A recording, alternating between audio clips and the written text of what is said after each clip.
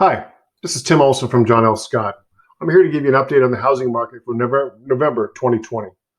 Before I get started, though, I'd like to say my best wishes go out to you and your family for the holiday season that's coming up, to stay healthy during these uncertain times.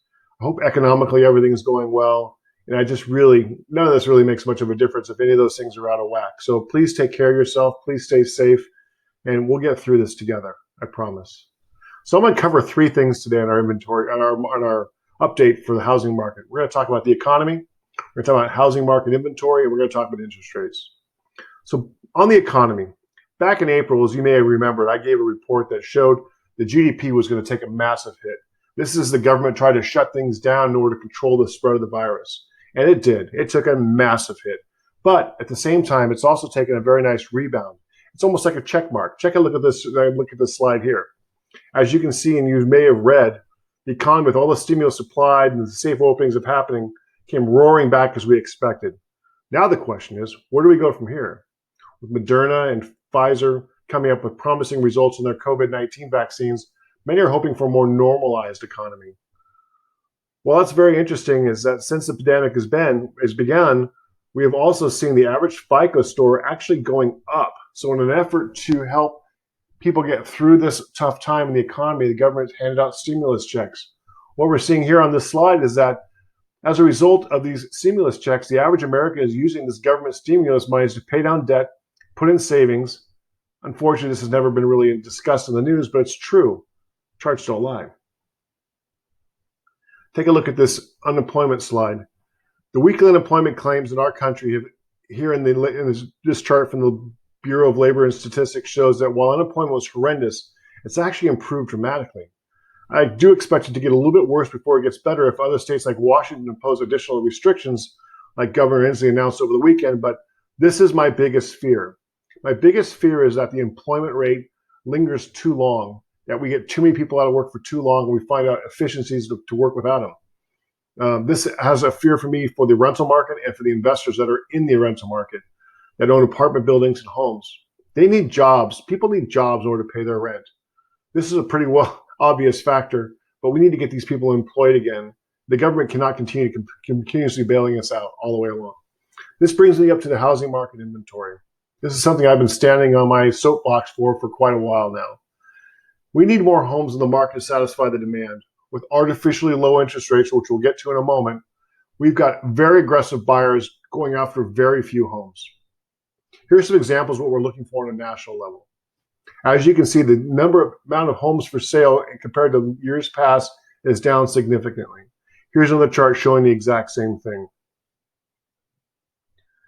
This other chart here is more of a local level. This is showing Eastern Washington. This is part of a report that I put out every single month to my clients and my friends that want to see what's going on in the market so they know what's happening with their home.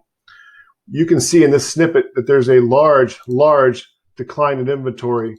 As you can see, the whole number of homes on the market between 0 and 250,000 of the 0.4 month supply is only a couple of weeks. And you can see in that nearly last column that 85.8% of those homes go pending and under contract in the first 30 days.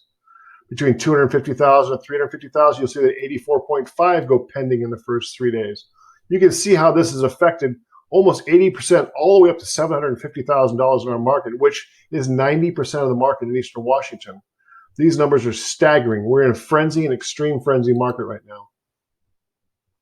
A question I'm often asked is, why is inventory so low anyway? There's a couple reasons I want to make sure you understand. We're not building enough homes in our country. The competition for new construction is as fierce as it is for existing homes.